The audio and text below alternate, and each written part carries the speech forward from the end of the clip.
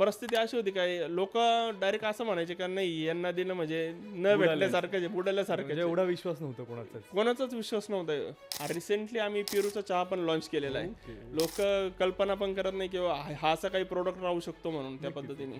नाशिक म्हटलं का मिसळ आणि मिसळ म्हटली की फक्त पेरूची वाडी लोकांकडून हेच ऐकू येत आहे. ही अशा पद्धतीने म्हणजे पेरूची वाडीत आल्यानंतर आहे ना प्रत्येक गोष्टीचं तुम्हाला एक्सपिरियन्स म्हणजे जनरली काय होतं लोकांना 200 300 400 किलोमीटर लांब जावं लागतं या गोष्टींसाठी. बरेचसे लोकांचे पक्षी प्राणी आजारी होतात, ते आपल्याकडे घेऊन येतात, आपण त्यांची फ्री ऑफ कॉस्ट ट्रीटमेंट पण करतो. तर जवळपास आपण 5 एकरमध्ये आपली पूर्ण पार्किंगच आहे, म्हणजे हॉटेल झालं 2 एकरचं आणि पार्किंग 5 एकरची. सगळ्यात महत्त्वाचं तुमचं पेरूची वाडी आणि मिसळ आहे. म्हणजे मिसळ हा तुमचा युनिक प्रोडक्ट आहे, एक विशेष प्रोडक्ट आहे आणि त्यातल्या ते ती चुलीवरची मिसळ आहे. मग ते चुलीवर करण्याचं काय, कारण आता आपण मॉडर्नाइज होतोय, गॅस सगळीकडे असतात, मग त्याच्यासाठी चूल मांडणं, तो सगळा सेटअप करणं ते डिफिकल्ट टास्क होतं की ती संकल्पना.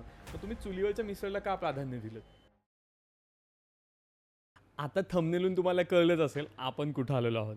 आज आपण आलेलो आहोत नाशिकमधील पेरूची वाडी इथे. आज आपण गप्पा मारणार आहोत विशाल सरांसोबत की पेरूची वाडीची स्टोरी कशी होती, त्याची संकल्पना कशी आली आणि ते काय जे नवीन नवीन प्रॉडक्ट आपल्यासाठी आणतायत पेरूचे स्पेसिफिकली ते कशा आणतात. तर चला गप्पांना सुरुवात करूयात आणि जाणून घेऊयात पूर्ण संकल्पना. नमस्कार विशाल सर. नमस्कार. तुमचं गोळावीज पॉडकास्टमध्ये खूप खूप स्वागत आहे. धन्यवाद.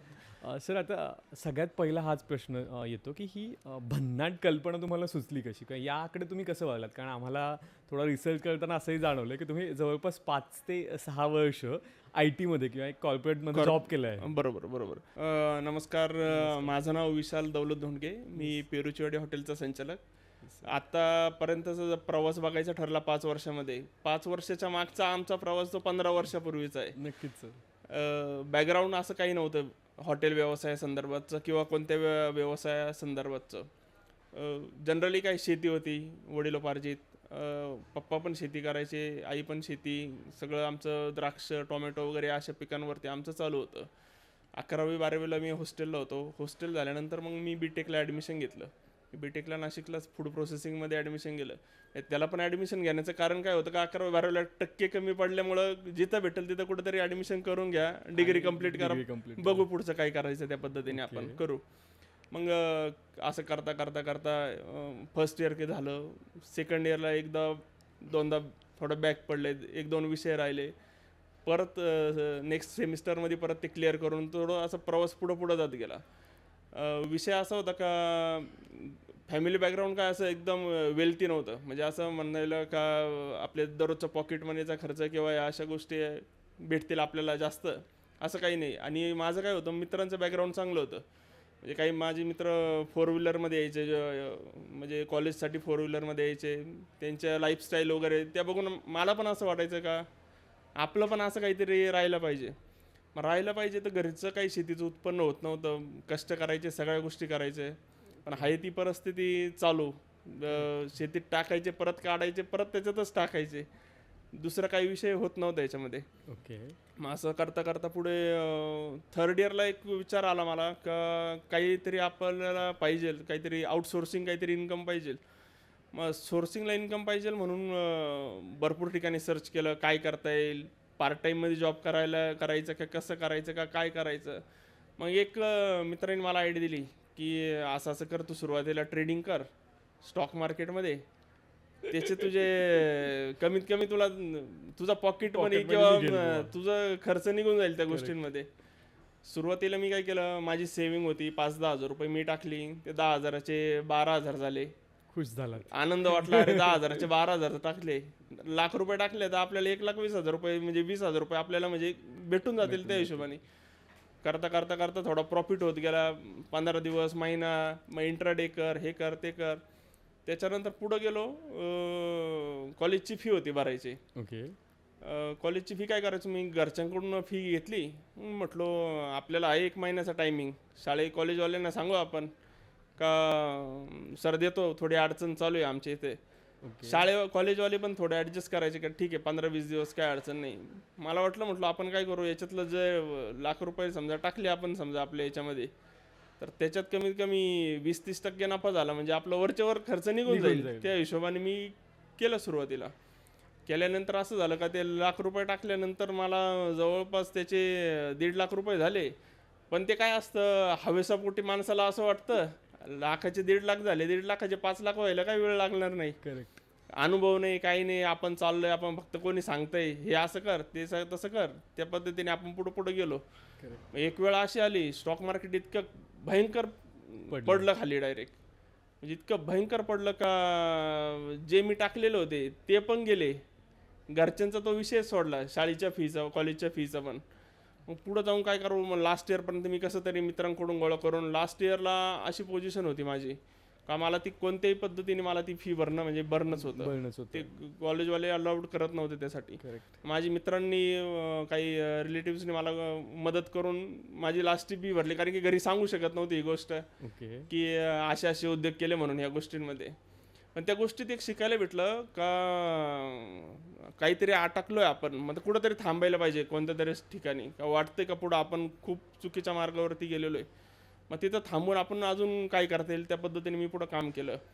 मग तो लॉस झाला, लॉस तर मी काय परत त्याच्यातून रिकवर करणार नव्हतो. त्यानंतर मग डिग्रीला कंप्लीट झाली, डिग्री कंप्लीट झाल्यानंतर मग जॉबचा विषय होता. जॉब पण करायचा एक असा विषय झालेला आहे का माझं जे मित्रांकडून घेतलेले पैसे होते ते द्यायचे होते मला. नक्कीच. मग देण्यासाठी दुसरा पर्याय काय, एक तर व्यवसाय करू शकत नव्हतं, व्यवसायाला परत भांडवल लावा. त्यानंतर अशा भरपूर अडीअडचणी येत होत्या. मित्र पण फोन करायचे, ते थांबून थांबून किती थांबणार आहे, महिना 2 महिने. ते मलाच कसं तरी वाटलं, म्हटलं काहीतरी करायला पाहिजे. मग मी एक काय केलं, जो जिथं भेटेल तिथं जॉब करायची तयारी ठेवली. पगाराचं विचारलं नाही, काही नाही. घरचे पण विचारायचे काय चाललं तुझं, वालं डिग्री झाली आता काहीतरी पुढचं बघ कोणत्या तरी गोष्टींसाठी. करेक्ट.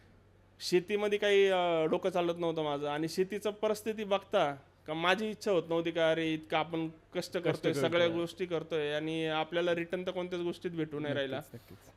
मग त्यानंतरचा जो प्रवास माझा चालू झालेला, नोकरी केली, नोकरीत मनापासून केली, सगळ्या गोष्टी शिकलो. 3 ते 4 कंपनीमध्ये काम केलं मी तिथं. म्हणजे सगळं काम, असं कोणतंच काम नाही का लाज वाटण्यासारखं, म्हणजे जे सांगितलं त्यांनी ते काम केलं. हां, आज 12 तास ड्युटी करायची, 12 तास ड्युटी केली. आज हे करायचं ते करायचं, आणि पण जे पण काम केलं ते मनापासून केलं का जेणेकरून आपल्याला काहीतरी त्याचा बेनिफिट भेटेल किंवा काहीतरी उपयोगात येईल या गोष्टीने. नाही तर असं नाही का 8 तास काम करायचं, काटा झाला आपला आपलं निघायचं, कंपनीची काही घेणं नाही, कामाशी काही घेणं नाही, हे अशा पद्धतीने काम केलं नाही. ती काय झालं, ती सवय लागली मला बॉडीला, जिथं पण जाऊन तिथं व्यवस्थित मनापासून काम करायचं.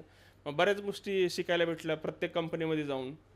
काही ठिकाणी ब्रँडिंगचं कळालं, काही ठिकाणी मार्केटिंग वगैरे कशा पद्धतीचे प्रोडक्ट सेट कसे करायचे, ह्या गोष्टींबद्दल बऱ्यापैकी अनुभव आला. जॉब करता करता नाशिकमध्ये काही केलं, काही सिन्नरला इथून 55 किलोमीटर लांब होतं, तिथून मी अपडाऊन करायचो, तिथं 2 वर्ष केले. त्यानंतर मी कोल्हापूरला पण गेलो, कोल्हापूरमध्ये पण जॉब केला. त्यानंतर पुन्हा मी सिन्नरला आलो. मग सिन्नरला आल्यानंतर असं जॉबच्या कारकिर्दीमध्ये जॉब चालू होता, पण पाहिजे तसं इन्कम जनरेट होत नव्हता. म्हणजे सॅलरीच्या बेसवरती माझं घर, एवढं सगळ्या गोष्टी, फ्युचरचं प्लॅनिंग काय होत नव्हतं त्या गोष्टींबद्दल. एक अशी वेळ आली का म्हणजे वडील एक्सपायर झाले, ट्युमर झालेला होता त्यांना, तो कळाला नाही आम्हाला. बरेच म्हणजे 2 ते 3 दिवस आम्ही खूप प्रयत्न केले सगळ्या गोष्टींसाठी, तर काही शक्य नाही झालं आमच्याकडनं ते करण्यात नाही. ते एक्सपायर झाल्यानंतर मग म्हणजे पूर्ण सगळं ढासळून गेलं. म्हणजे पाया खालची जमीन जी सरकल्यासारखं आपण जे म्हणतो ते सगळं झालं. घर पूर्ण, बहिणीचं लग्न होतं, लोन होतं आमच्यावरती. त्यानंतर शेतीचं मला काही माहीत नव्हतं एवढं, म्हणजे बेसिक गोष्टी माहिती होत्या पण पूर्ण काही डिटेलिंग माहीत नव्हतं. हो, त्यानंतर काय करावं पूर्ण कोलॅप्स झाल्यानंतर सुचत नव्हतं कोणत्या गोष्टीला काय करायला, काय नाही करायला पाहिजे म्हणून. परत मी जॉब चालू झाला माझा. मी 15-20 दिवस सुट्ट्या घेतल्यानंतर परत जॉब चालू केलेला. जॉबमध्ये मन नव्हतं लागत, पण ते घरच्यांनी सांगितल्यामुळं काय नाही कर तू परमनंट आहे, राहू दे आता, तोच आधार आहे आपल्याला. शेतीची परिस्थिती तर माहिती, पाऊस केव्हा पण पडतो, भाव नाही कोणत्या गोष्टीला. मग वर्षभर मी परत जॉब केला तिथंच. जॉब केल्यानंतर मन असं वाटायचं काय, अरे मन मारून जॉब करतोय मी, काहीतरी माझी इच्छा नाही, काही नाही, ते घरच्यांच्या याच्यासाठी करतोय मी किंवा लोकांच्या समाजासाठी मी करतोय जॉब. म्हणजे माझं काही मनापासून इच्छा नव्हती काय करायची. मग जॉब केल्यानंतर एक वेळ आली माझी की मी म्हटलो काहीतरी क्वाईट करून टाका पण याला. म्हणजे एक असंच अचानक डिसिजन घेतला मी. पुढचं बघितलं नाही, उद्या काय होईल, लग्न होईल माझं नाही होणार, उद्या कर्ज भरणार आहे मी नाही भरणार, म्हणजे कोणत्याच गोष्टीचा काय अनुभव नव्हता त्या गोष्टीबद्दल. जॉब डायरेक्ट हे केलं, रिझाईन लेटर दिलं.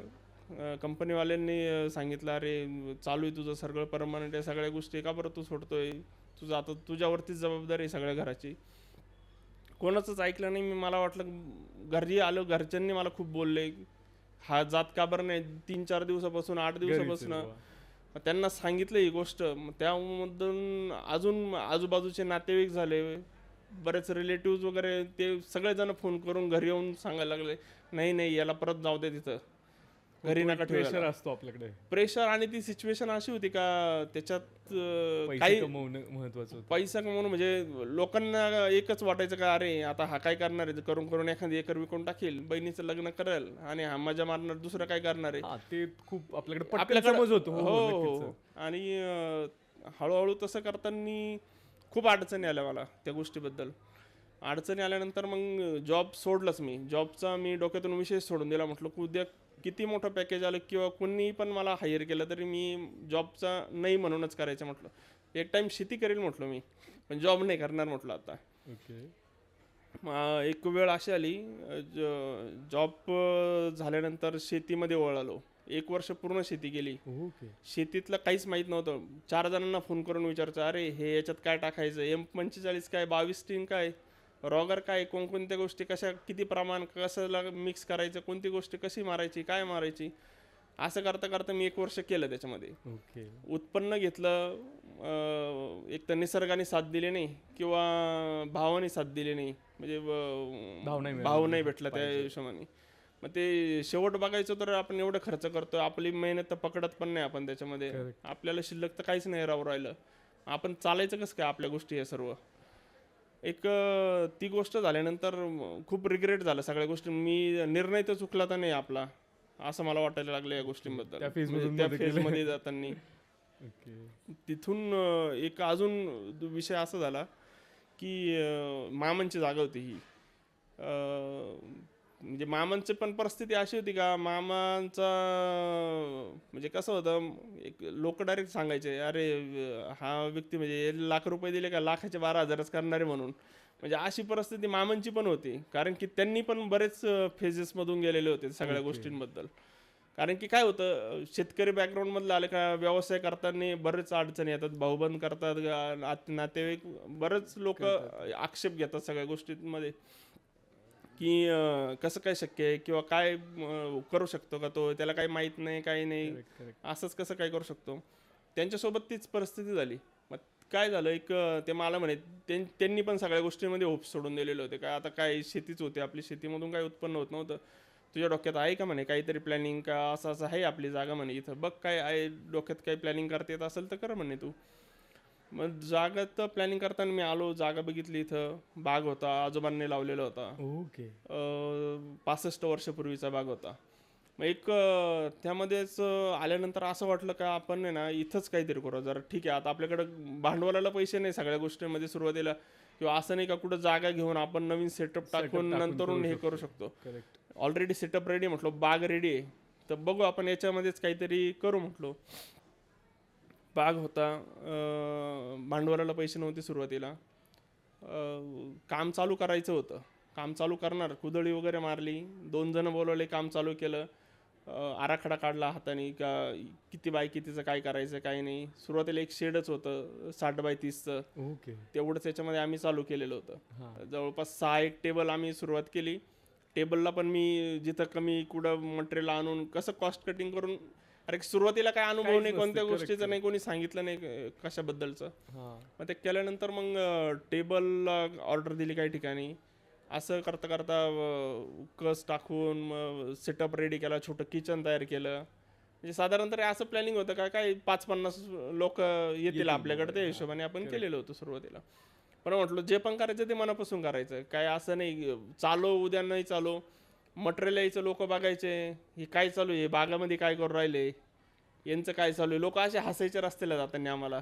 लोक म्हणायचे, अरे हे जागा ऑलरेडी खड्ड्यात आहे, जनरली काय होतं, जागा खड्ड्यात असली का लोक म्हणते का अजून खड्ड्यात जाणार आहे रस्ते, ती अशी परिस्थिती आमची होती इथं. Correct. किंवा आपण जनरली आता असं पण म्हणतो ना की हॉटेलचा बिझनेस म्हटलं त्याला एक चांगलं हो, लोकेशन हो, पाहिजे हो, जे की हो. नव्हतं तुमच्याकडे. लोकेशन म्हणजे हा आमचं सिटीपासून 10 ते 12 किलोमीटरचा, आणि इकडं टुरिस्ट पॉईंट असं काहीच नाही, किंवा सगळे शेतकरीच वर्ग हो, येतात, दुसरं काहीच असं नाही किंवा लोक येतील इथपर्यंत. किंवा 100 रुपयाच्या मिसळसाठी लोक 200-300 रुपयाचं पेट्रोल टाकून कोण येणार आहे या ठिकाणी, एक अशी मेंटॅलिटी होती. प्रोडक्ट डिसाईड करताना आम्हाला असं झालं का काय करायला पाहिजे. मग माझ्या डोक्यात मला एक मिसळ हा फेवरेट प्रोडक्ट होता माझा पहिल्यापासून, मला आवडायचा आणि नाशिककरांना पण आवडायचा. म्हटलं आपण यालाच करू म्हटलो सुरुवातीला. याच्यात करताना मग चुलीवरती आम्ही मिसळ तयार केली सुरुवातीला, युनिकनेस. युनिकनेस. त्यानंतर मग मिसळच केल्यानंतर मग त्याच्यासोबत काय काय देऊ शकतो आपण, म्हणजे बाग आपण चालू केलेली, सेटअप चालू केलेला. लोक नावं ठेवायचे आम्हाला की अरे हे काय करताय याच्यात. मग हळूहळू एक एक एक एक गोष्टी आम्ही सुधारवल्या तिथं.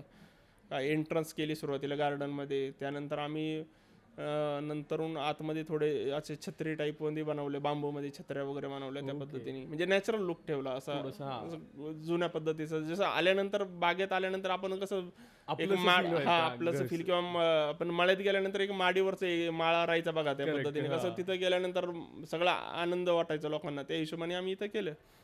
मिसळ हा प्रोडक्ट डिसाईड केला. ओपनिंग करणार आम्ही, ओपनिंगच्या 2 दिवस नंतर लॉकडाऊन लागणार होतं, जे फर्स्ट फेज होती. ओके. आणि इतका त्रासदायक झाला आम्हाला का इकडनं तिकडनं पैसे आणले आपण, सोनं गहाण ठेवून हे केलेलं.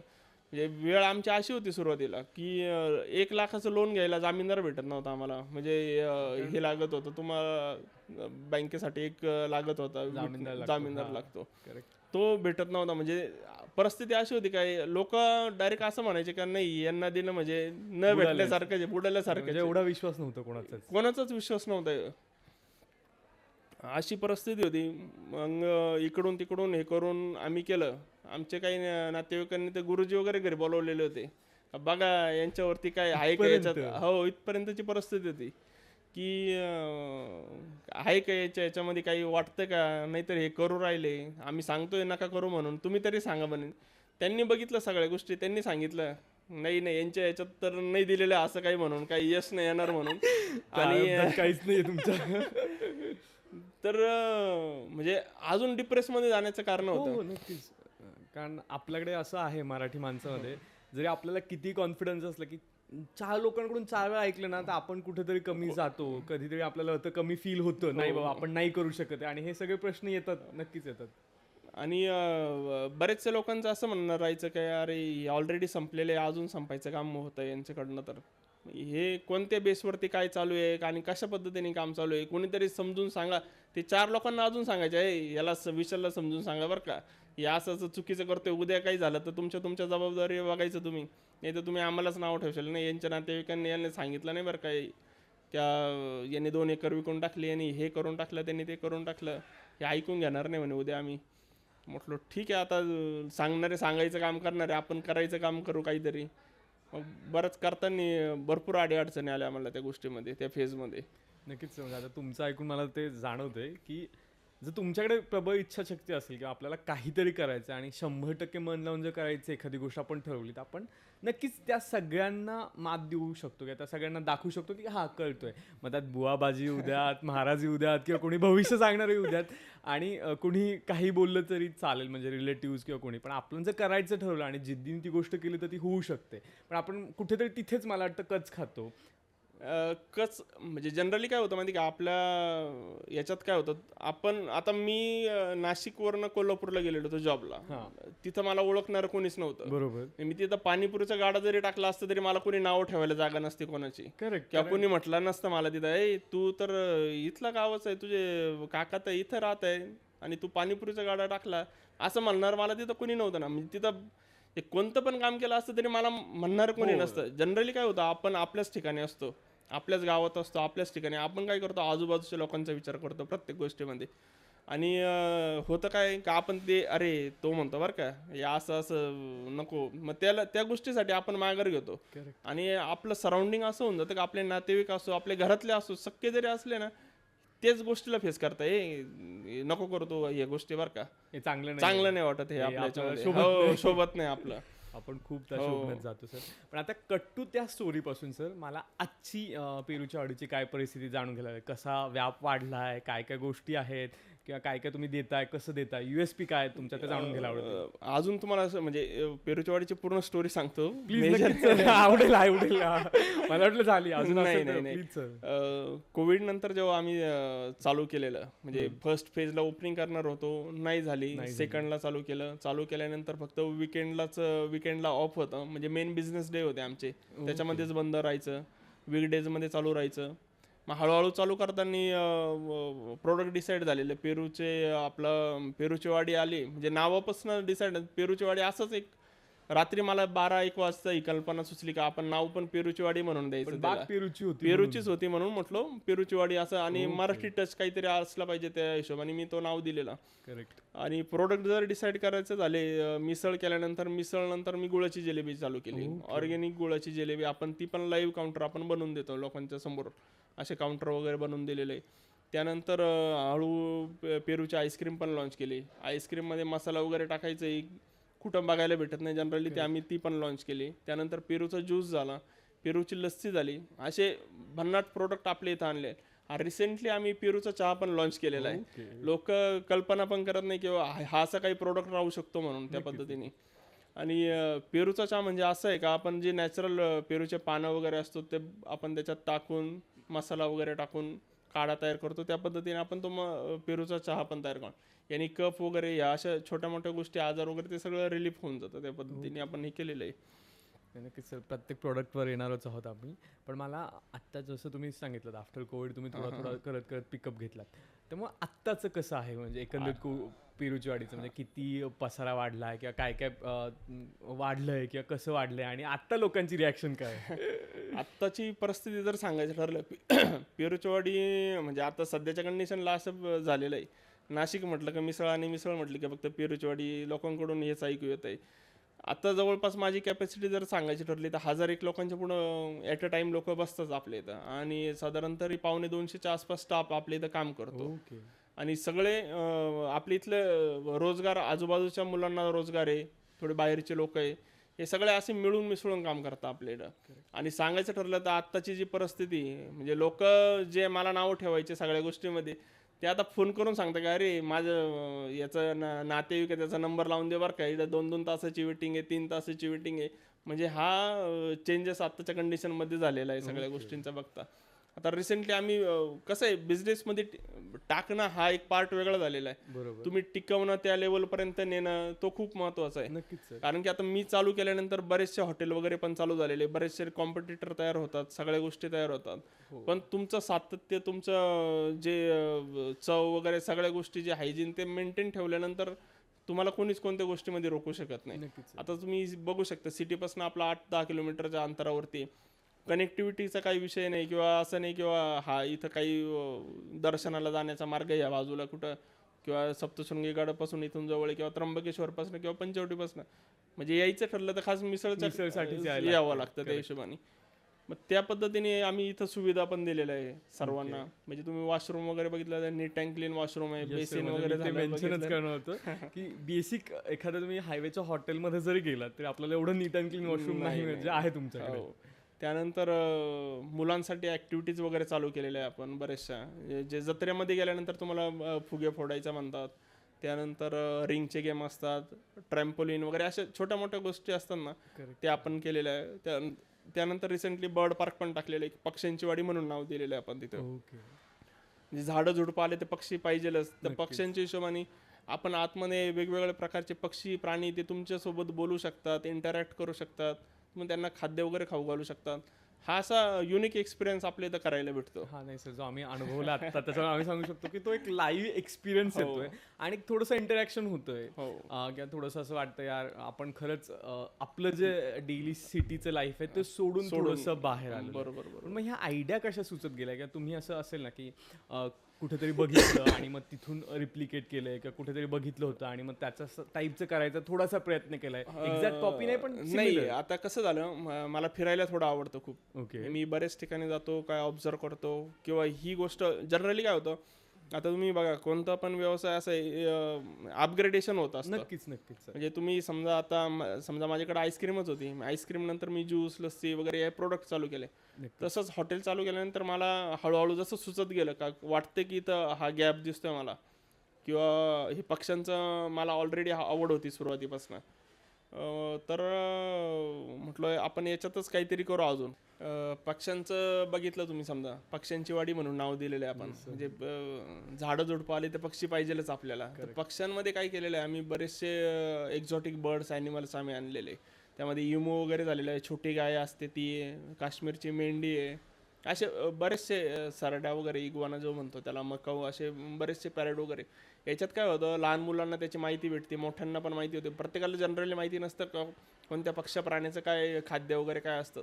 आणि एक आम्ही इन्करेज करायचं काम करतो त्यामार्फत की प्रत्येक झाडाला तुम्ही घरटं वगैरे लावायचं, फिडर वगैरे लावायचं पाण्याचं कशा पद्धतीने, काही नाही, ते आम्ही आतमध्ये सर्व गोष्टी दाखवतो. ओके. तर त्या पद्धतीने आम्हाला एक पक्ष्यांची वाडी असं नाव त्याला दिलेलं आहे. त्यानंतर दुसरा एक पार्ट म्हणून बोटिंग एक केलेली आहे. बऱ्याच जणांनी बघितलं असेल ते आपल्याला राऊंड बोट राऊंड बोट जनरली ती हम्पीला जाऊनच करतात किंवा व्हिएतनामला जाऊनच जनरली करतात.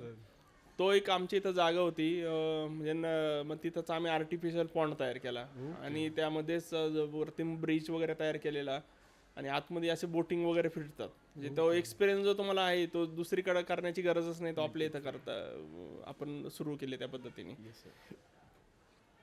हे अशा पद्धतीने म्हणजे पेरूच्या वाडीत आल्यानंतर आहे ना, प्रत्येक गोष्टीचा तुम्हाला एक्सपिरियन्स, म्हणजे जनरली काय होतं, लोकांना 200, 300, 400 किलोमीटर लांब जावं लागतं या गोष्टींसाठी. समजा हम्पीला जायचं ठरलं तर कमीत कमी 6-7 तासाच्या पुढे रूट लागतो कमीत कमी. तो ते सगळे एक्सपिरियन्स आपण आपल्या इथं देण्याचा प्रयत्न केलेला आहे सगळ्या गोष्टींवर. नाही नक्कीच सर. आणि आम्ही जो एक्सपिरियन्स केला त्याच्यावर सांगतो, तो एक लाईव्ह एक्सपिरियन्स असतो, तो अनुभवणं खूप वेगळं आहे. आणि दुसरी गोष्ट मी त्यात प्लस ऑन ॲड ऑन करेल अशी सर ती की तुम्ही तो एक्सपिरियन्स पण देताय. आणि जसं तुम्ही मगासपासून म्हणालात की आपण लांब आहे, थोडं सिटीपासून लांब आहे, फक्त मग मिसळ खायला येण्यापेक्षा मग माणूस अरे आपल्याला अर्धा दिवस जाणार आहे आपला तिथे, म्हणजे तुम्ही जर 100 रुपयाची किंवा 80 रुपयाची मिसळच खाताय पण त्याच्यासोबत तुम्ही हा एक्सपिरियन्स घेताय, मग ते दोन्ही तरी कुठे कंबाईन होतं, कॉम्प्लिमेंट होतं त्या लोकांना नक्कीच. पण आता त्याच्यासोबतच मला सर असंही विचारायला आवडेल की काही जर रील बघितले किंवा काही गोष्टी बघितल्या तर खूप एक पर्यावरण पूरक लोक असतात, ते म्हणतात की तुम्ही पक्ष्यांना बांधून ठेवतात किंवा तुम्ही पक्ष्यांसोबत असं करताय, माणसांना हाताळायला देताय, त्याच्यामुळे तुम्ही त्यांची जैविकता किंवा जैवविविधता नष्ट करताय. अशा लोकांना तुम्ही काय सांगू इच्छिता? नाही, अशा लोकांना म्हणजे बघा प्रत्येक क्षेत्रात गेलं तरी तुम्हाला असे भरपूर लोक भेटतात. लोक गाईला कुत्र्याला नाव ठेवतात आणि त्याचंच दूध काढून पितात, अशी लोकांची परिस्थिती आहे. आपण काय करतोय, आपण असं काही ह्या गोष्टी लोकांना माहिती देतोय सगळ्या गोष्टींची, का हा हे पक्ष्याचं नाव काय, त्याची ब्रीडिंग कशा पद्धतीची होती. कारण की आता झाले परिस्थिती अशी का बरेचसे पक्षी नामशेष होत चाललेले आपल्या इथून. त्याची ब्रीडिंग कोणत्या पद्धतीची करायची, त्याला खाद्य कोणतं असतं, कारण प्रत्येक पक्ष्याचं प्राण्याचं खाद्य वेगवेगळं असतं. त्याच्यानंतर ते जे राहतात ते घरटं त्याचं वेगळं असतं. आणि हे एक्झॉटिक बर्ड्स ॲनिमल असतात, हे दुसऱ्या देशातले, आपले इंडियन बर्ड्स वगैरे नाही. तर हे आपण आपल्या घरी सांभाळू शकतो आपण त्यांना. बाहेर जर सोडलं ओपनमध्ये तर हे बाकीचे वाईल्ड ॲनिमल हे त्यांना नष्ट करून टाकतात. आणि याच्यातून आपण लोकांना भरपूर गोष्टी सांगत असतो की आणि दुसरी एक गोष्ट, बरेचसे लोकांचे पक्षी प्राणी आजारी होतात, ते आपल्याकडे घेऊन येतात, आपण त्यांची फ्री ऑफ कॉस्ट ट्रीटमेंट पण करतो. म्हणजे ह्या गोष्टी आपण याच्या मार्फत चालवतोय. नक्कीच. आणि मला वाटतं ते हे पण आहे की तुम्ही थोडंसं जरी मार्केटिंग स्ट्रॅटेजी असेल किंवा थोडीशी जरी युनिकनेस असेल लोकांना अट्रॅक्ट करायची, पण त्याच्यासोबत तो एक्सपिरियन्स पण खूप महत्त्वाचा आहे. कारण प्रत्येकालाच एक्झॉटिक बर्डसाठी तिथे जाणं होत नाही किंवा प्रत्येकालाच तसं जाणं होत नाही. पण मी आता जसं खाली बघितलं तर तुमच्या इथे जवळपास 4 वर्षाच्या मुलापासून ते 90-80 लोक पण येत आहेत जे तो अनुभव घेऊ शकतात, आणि तो पण खूप मिनिमम कॉस्टमध्ये तसा बघायला गेला. पण आता सर आता अजून एक विचारायला आवडेल असं की कुठलाही स्टार्टअप असतो जो एका सर्टेन एज नंतर स्टेबल होतो किंवा स्टॅग्नंट होतो, आणि जसं तुमचं आता एका स्टेबल नंतर तुम्हाला माहिती का आता हे रन होणार आहे, म्हणजे त्याच्यात थोडेसे अडथळे येतील नक्कीच, पण तो रन होणार आहे. त्याच्यानंतर मग लोकांची मानसिकता बदलते, ओनर म्हणून पण, संचालक म्हणून पण, आणि मग थोडं हवाबाजी होते किंवा मग गाडी घ्या आणि हे सगळं व्हा. पण आम्हाला तुमच्याकडे बघून असं काही होत नाही. मग तुम्ही असं कधी करावं असं नाही वाटतं का? कारण आता तुम्ही बराच टफ टाइम फेस केलाय. तर नाही, आता ही माझी जर्नी जर बघायची ठरली ना, ती 0 पासून वरपर्यंत आलेली, ती काय ओव्हरनाईट झालेली राहिले नाही. करेक्ट. समजा झालं 2 दिवसामध्ये मी हॉटेल टाकलं आणि तिसऱ्या दिवसात लगेच माझ्याकडे एखादी गाडी आली, असं काही विषय नाही. मी हॉटेल चालू केल्यानंतर वर्षभर टू व्हीलरवरतीच फिरत होतो. ओके. ते स्टँड करत गेलो सगळ्या गोष्टी. त्यानंतर मी नेक्सॉन गाडी घेतली, अजून पण मी तीच गाडी वापरतोय. असं नाही की आज मी 1 कोटीची गाडी घेऊ शकतो, 5 कोटीची गाडी घेऊ शकतो, काही मोठी गोष्ट नाही त्या गोष्टींसाठी. पण शो कोणासाठी करायचा आहे आपल्याला, मेजर गोष्ट ते आहे आपल्याला.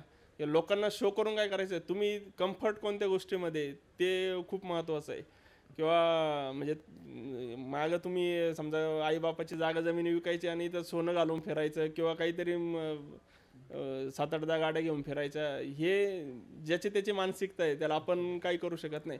पण एक मला वाटतं का ठीक आहे, तुमच्याकडे खूप आलेलं आहे, तुम्हाला करायचं आहे, तुम्ही करू शकता, पण स्टेप बाय स्टेप करा. जेणेकरून काय होतं, बरेच लोक असं व्यवसाय बघा तुम्ही का खूप वरती जाता आणि असं होऊन जातं का ते नामशेष होऊन जातं डायरेक्ट. कोणत्याच गोष्टीत काहीच नाही, बँक करप्ट होतात, भरपूर गोष्टी असतात अशा पद्धतीने.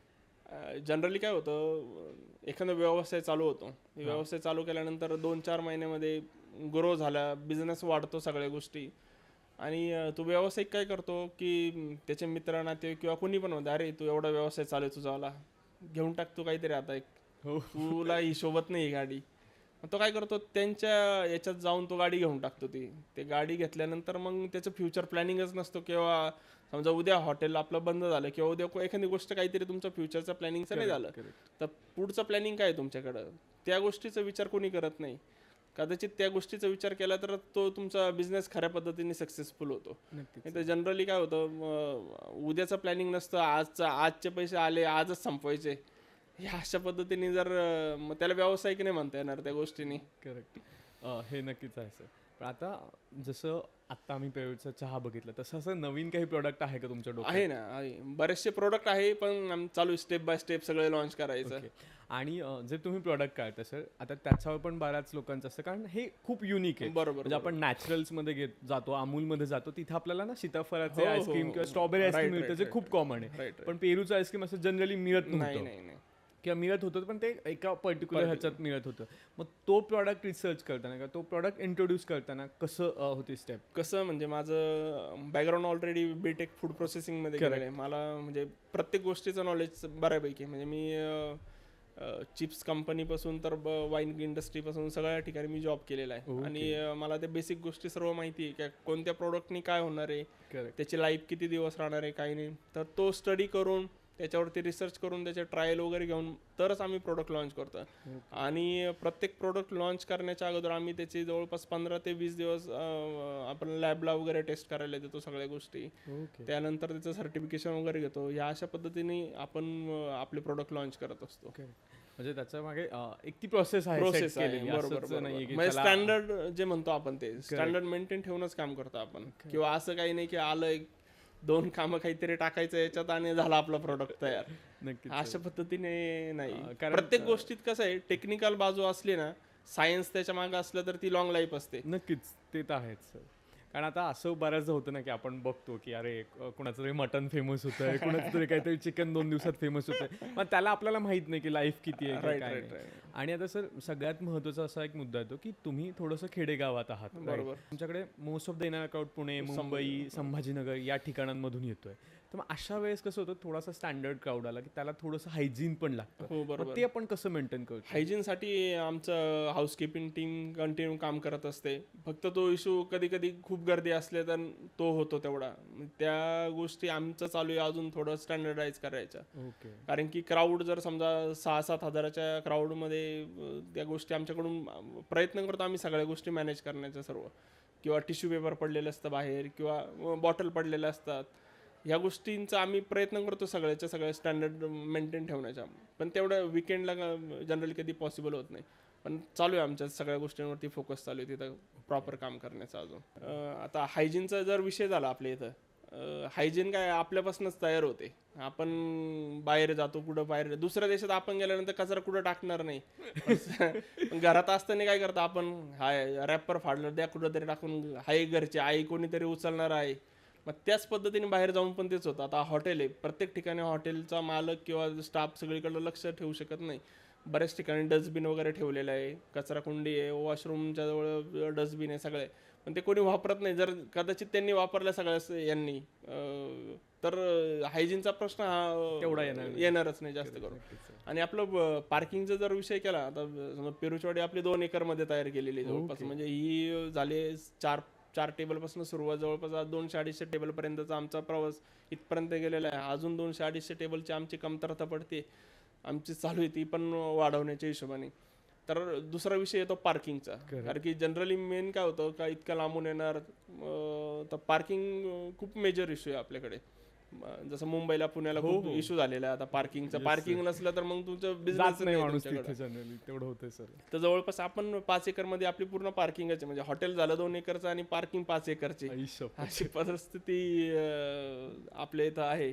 आणि पार्किंग पण अशी प्लेंटी आणि क्लीन पार्किंग ठेवलेली आहे. म्हणजे तुम्हाला कोणत्याच ठिकाणी खड्डे वगैरे काही जाणवणार नाही. त्या अशा पद्धतीने आपण इथं सुविधा ग्राहकांना देण्याचा प्रयत्न करतोय सर्व गोष्टींच्या हिशोबाने. म्हणजे तुमची बस वगैरे असो, टेम्पो ट्रॅव्हल असो किंवा कोणत्या पण मोठ्या गोष्टी असो, तर त्या सुखसुविधा आपण आपल्या इथं देण्याचा प्रयत्न करतोय. सर आता सगळ्यात महत्त्वाचं तुमचं पेरूचीवाडी आणि मिसळ आहे. म्हणजे मिसळ हा तुमचा युनिक प्रॉडक्ट आहे किंवा एक विशेष प्रॉडक्ट आहे आणि त्यातल्या ते ती चुलीवरची मिसळ आहे. मग ते चुलीवर करण्याचं काय, कारण आता आपण मॉडर्नाइज होतोय, गॅस सगळीकडे असतात, मग त्याच्यासाठी चूल मांडणं, तो सगळा सेटअप करणं ते डिफिकल्ट टास्क होतं की ती संकल्पना. मग तुम्ही चुलीवरच्या मिसळला का प्राधान्य दिलं? हे बघा, आता आपण जी थीम घेऊन मार्केटमध्ये उतरतोय, पेरूचीवाडी झाडांमध्ये, जुन्या काळात काय होतं, आपण झाडाखाली बसल्यानंतर 2 घास जास्त जेवायचं. करेक्ट. आणि त्याच्यात चुलीवरचं जेवण असलं तर 3-4 घास अजून माणूस जास्त जेवत राहतो. त्या अशा पद्धतीने काय केलेलं आहे का, चूल तयार केली आम्ही सुरुवातीला. चुलीवरती गॅसवरती आपण करून बघितलं, गॅसच्या आणि चुलीच्या ह्याच्यामध्ये जमीन आसमानचा फरक पडायचा आम्हाला. तर म्हटलं चुलीवरती करू आपण. चुलीवरती केल्यानंतर जी मसाले वगैरे जी टेस्ट आहे घरगुती मसाल्यांची, ती प्रॉपर टेस्ट यायला लागली त्यांनी. मग त्यानुसार आम्ही चुलीवरतीच प्रोडक्ट आपण सेट केला आपल्या याचा मिसळचा. त्यानंतर मिसळसोबत आम्ही भाकरी पण द्यायला चालू केलेली. मिसळ भाकरी. हो, मिसळ भाकरी. जनरली काय आहे बघा, जर तुम्ही म्हणजे महाराजांच्या काळातला विचार केला, तेव्हा काय होतं, कोरडी मटकी आणि भाकरी हे 2च पदार्थ, जेणेकरून जे 2-2 दिवस ते त्याच्यावरतीच काढायचे. कडधान्य भाकरी वगैरे. म्हणजे भाकरी जवळपास 2-3 दिवस ठेवली तरी काही प्रॉब्लेम येत नव्हता त्याला. आणि कडधान्य जे असं पाण्यात ठेवले आज संध्याकाळी, सकाळपर्यंत मोड यायचे त्याला लगेच. उसळ वगैरे. मग त्यावरती म्हणजे जे आपलं मराठमोळं खाद्य जे म्हणतो, झुणका भाकरी जे म्हणतो, त्याच्यानंतर मिसळ भाकरी, जे मटकी भाकरी जे म्हणतो, तेच कल्चर आपण पुढे घेऊन चाललेलो आहे. करेक्ट. आणि म्हणजे त्याच्याच पार्श्वभूमीवर आपण इथपर्यंत पोहोचलेलो आहे आता. आणि मिसळचं जर म्हटलं, म्हणजे नाशिक नाही, तुम्ही महाराष्ट्रात किंवा भारतात जरी म्हटलं, तर मिसळ हा आता म्हणजे महाराजांच्या काळात चालू झालेला हा पदार्थ आज खेड्यागावामध्ये मोठमोठ्या इंडस्ट्रीमध्ये आपला प्रोडक्ट हा जाऊन पोहोचलेला आहे. नक्कीच. आणि मला हे पण सांगायला आवडेल की आपणच आपले पदार्थ ग्लोबलाइज नाही करायचं तर कोणी करायचं. कारण आपण बघतो साऊथचा डोसा, इडली आज सगळीकडे आहे. म्हणजे तुम्ही वैष्णोदेवीला जा, कुठे जा, तिकडे मिळतात. पण जनरली आपले पदार्थ, वडापाव तिकडे नाही मिळत किंवा मिळतो, पण ती चव नाहीये, ती एन्हान्समेंट नाहीये, असं म्हणतो आपण. त्यात थोडंसं त्यांचं मॉडिफिकेशन आहे, ते आहे. नाही, आपलं हे कसं असतं माहिती का, आपणच आपल्या प्रोडक्टची मार्केटिंग केली नाही तर आपण पुढे जाऊच शकत नाही गोष्टी. आता रिसेंटली गोष्ट बघा, कोल्हापुरी चप्पलीचं बघा, आपण त्या चप्पलला नावं ठेवायचं आणि दुसऱ्या देशातले त्यांनी 1-1.5 लाख रुपयाला 30 चप्पल, 30 पॅटर्न मार्केटमध्ये विकताय तिथं. म्हणजे हे आपण कसं ग्लोबलाइज करायचं हे आपल्यावरती आहे. किंवा दुसरा माणूस कोण येणार नाही आपल्या इथं की तुमचा हा प्रोडक्ट आहे, नाही आम्ही याची ब्रँडिंग करू, आम्ही ते करू. तुमचा प्रोडक्ट तुम्हालाच सेट करावा लागणार आहे. आता नाशिकचे द्राक्ष झाले, कांदा झाला, हे जर स्वतः शेतकऱ्यांनी ग्लोबलाइज केलं सगळ्या ग्रुप मिळून, तरच तो ग्लोबलाइज होणार आहे. किंवा दुसरा एखादा वेंडरवरती आपण भरोशावरती राहिलं, किंवा नाही हा व्यापारी हा आपल्याकडून माल घेईल आणि आपण त्याच्याच भरोशावर काम करायचं, तसं केलं तर आपण ग्रो होऊ शकत नाही या गोष्टींमध्ये. नाही, नक्कीच सर. आता जर असं तुमचा ट्रेंड आहे किंवा असे बरेचसे ट्रेंड निघाले, तुम्ही म्हणाल कोणाचा माळा आहे, मामाचा माळा आहे, असे वेगवेगळे आहेत ना, म्हणजे सिमिलर पेजवर चालतात. करेक्ट. मग असं जर कोणाला नवीन लोकांना सुरुवात करायची असेल किंवा हे करायचं असेल, तर काय सांगाल की कुठला पाथ फॉलो करावा, ह्या गोष्टी चेक करा ॲटलिस्ट बुवा?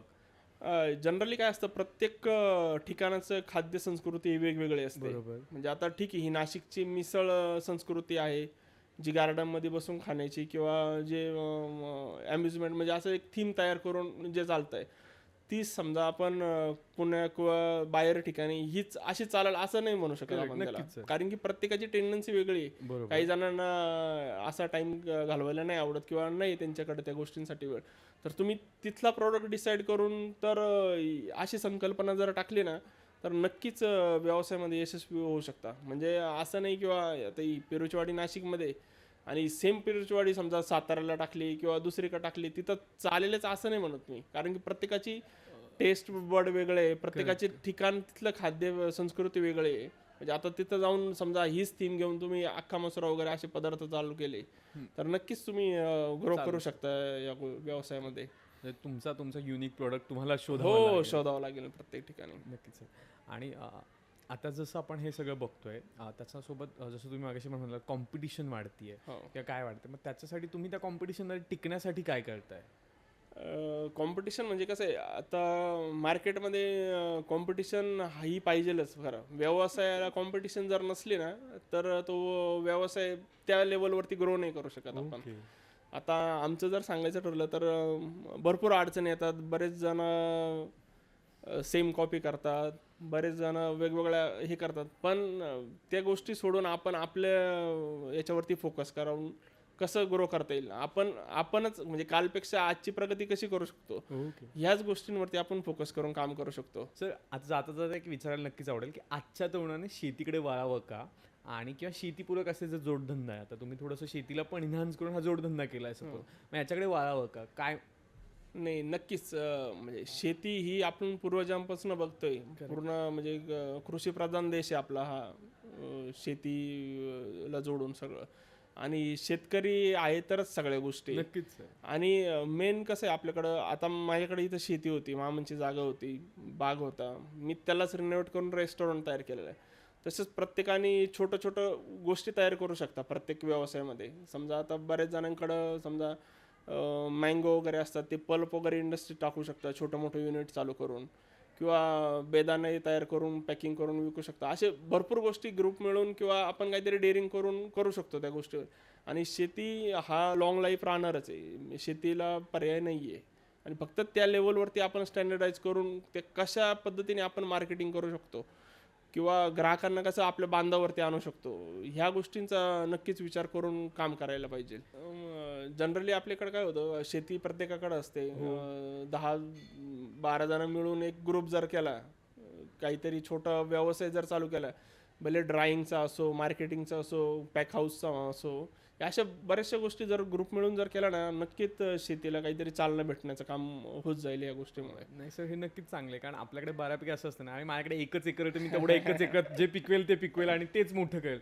तर त्याच्याऐवजी आपण ग्रुप केला आणि सगळ्यांनी एक एक युनिट जरी सांभाळलं, मार्केटिंग पासून पॅकेजिंग, ड्राइंग म्हणताय तुम्ही तसं, तर प्रत्येक युनिटला एक वेगळा बॉस मिळेल आणि तुम्हाला म्हणजे आपण म्हणतो की तुम्हाला पैसे मिळतील बेसिकली. बरोबर. आणि सध्याच्या कंडिशनला कसं झालेलं आहे, माणूस काय विचार करतो माहिती का, माझ्या शेजारच्याने ते लावलेलं आहे ना, मी तेच लावणार आणि त्याच्यापेक्षा मी कसं अजून जास्त काढता येईल. याने काय होतं, आपल्यात कॉम्पिटिशन होतं. समजा जिथं 100 कॅरेट टोमॅटो निघणार आहे, तो 1200 आपलं 120-150 कॅरेट काढतो, आवक वाढते, भाव कमी होऊन जातो. या अशा भरपूर गोष्टी. तुम्ही काहीतरी युनिक करा, काहीतरी वेगळ्या गोष्टी आणा मार्केटमध्ये, काहीतरी ग्रुप मिळून जर काम केलं समजा तुम्ही, तर नक्कीच या गोष्टींचा सर्वांना फायदा होणार आहे. नाही, हे मी पण म्हणू शकतो सर, युनिक खरंच खूप महत्वाचं आहे. का थोडंसं विचार वेगळा केला पाहिजे. विचार काहीतरी आता म्हणजे आता माझ्या इथलं जर सांगायचं ठरलं, समजा मीच आता स्टँडर्डाईज कमर्शियलाइज जर केलं समजा ही गोष्ट, पेरूचे आईस्क्रीम झालं किंवा मी पेरूचे लस्सी झालं किंवा बरेच प्रोडक्ट मी पेरूचे तयार केलेले, म्हणजे उद्या जर भविष्यात इंडस्ट्रीज वगैरे मी टाकली तर जो समजा जर मार्केटचं कॅपॅसिटी आहे 10,000 टनाची, समजा मी 2,000 टनाची जरी मी प्रोसेसिंग केली तर ती जे 80 रुपये रेट जो आहे तर कमीत कमी 100 रुपये रेटपर्यंत तरी जाऊ शकतो तो. म्हणजे असंच छोट्या छोट्या गोष्टींचा विचार करून आपण नक्कीच एक चांगलं शेतीला लेवलवरती घेऊन जाऊ शकतो. नाही, नक्कीच. आणि आपण नेहमी ना कम्पॅरिझन करतो. म्हणजे आता मला हे जाणून हे नक्कीच मी म्हणू शकतो की आपण महाबळेश्वरच्या मॅप्रो गार्डनला खूप असं म्हणतो, अरे मॅप्रो गार्डन असं आहे किंवा तिथे असं देतात, तिथे तसं करतात. पण तेच जर महाराष्ट्रातल्या माणसाने, मातीतल्या माणसाने मातीतलंच प्रोडक्ट, पेरू आपल्याकडेच पिकतो राईट मोठ्या प्रमाणात, तसं स्ट्रॉबेरी आपल्याकडे नाही पिकत आहे, त्याला पण तुम्ही जर त्या फ्लेवर Level त्या वर, लेवलवर हो. नेताय, ग्लोबलाइज करताय, तर तो खूप एक शिकण्यासारखा विचार आहे. आपण ते करू शकतो की आपण आता इंस्टाग्रामवर पण बघतो, रील्समध्ये पण बघतो की कोणीतरी गवती चहा लावतो, म्हणजे ज्याला 10 रुपयाची पण किंमत किंमत नाहीये, नाही, बरोबर. किंवा कधी कधी आपण फ्रीमध्ये मागतोय, हो, हो. ती लोक सुद्धा 30-30, 40-40 लाखाचं टर्नओव्हर घेतात बरोबर, बरोबर. आणि गोष्टी करतात. की आता मध्यंतरी कुठेतरी खूप खजूरचं पण न्यूज हो, आली होती हो, की हो, महाराष्ट्रात त्याचं शेती केली जाते, पिकतायत. आणि आता काही काही शेतकरी ड्रॅगन फ्रूट सारखं फ्रूट्सही Right, right. पीक करून आहेत. म्हणजे तुम्ही तो थोडासा हटके विचार करणं गरजेचं आहे. म्हणजे तुमच्या एकंदरीत जी शेती आपली चालली की सोयाबीन, ऊस, कांदा, याच्यापेक्षा बाजूला होऊन थोडंसं विचार करून गोष्टी नक्कीच करू शकता. नक्कीच. व्यवसाय करताना म्हणजे थोडा स्टडी करून, थोडा अभ्यास करून सगळ्या गोष्टींमध्ये आहे. म्हणजे तुम्ही कोणता पण व्यवसाय करा. असं काही नाही की तुम्ही शेतीच करा. बरेचसे प्रोडक्ट आहे, तुम्ही रिटेलिंग करू शकता, मार्केटिंग. आता हे बघा, कॉम्पिटिशन राहणार आहे. सुरुवातीला बघा, कॉपी करून पण बिझनेस करता येतो, असं काही अडचण नाही आहे. आता समजा ॲमेझॉन होतं, एकच होतं. ॲमेझॉन नंतर फ्लिपकार्ट झालं, मिंत्रा झालं, पण प्रत्येकाचे बिझनेस चालू आहे हे. करेक्ट. फक्त ते पोर्शन साईज त्यांनी कमी कमी. समजा ॲमेझॉनचा जर 10,000 कोटीचा टर्नओव्हर होत होता, यांनी त्यांच्यातले 2,000 कोटीचा टर्नओव्हर यांच्याकडे डायव्हर्ट केला, पण प्रॉफिट तर कमावत आहे सर्वच्या सर्व. तसंच प्रत्येकाने त्या पद्धतीने काम जर केलं ना, तर नक्कीच एक स्टँडर्डच्या लेवलवरती व्यवसाय आणि वेल्थी लाईफस्टाईल वगैरे सगळं जगू शकतो शेतकरी या पद्धतीने. आपण काय करतो, पारंपरिक शेती आलेली आहे आपल्याकडे, ज्या पद्धतीने चालू आहे तेच पिकं. टोमॅटो झाले, द्राक्ष झाले, डाळिंब झालं, तेच. काहीतरी चेंजेस किंवा हटके किंवा काहीतरी वेगळं गोष्ट जर केली. आता रिसेंटलीच बघा ना, जे आपण शेवगा म्हणतो, शेवगाला कोणी असं बांधावरती इकडे तिकडे लावायचे, हो सर. पण तिची जी पावडर आहे ती आज 1-2 हजार रुपये किलोनी विकतात. ती जी पानांची मोरिंगा पावडर, powder, हो, मोरिंगा पावडर जे म्हणतात.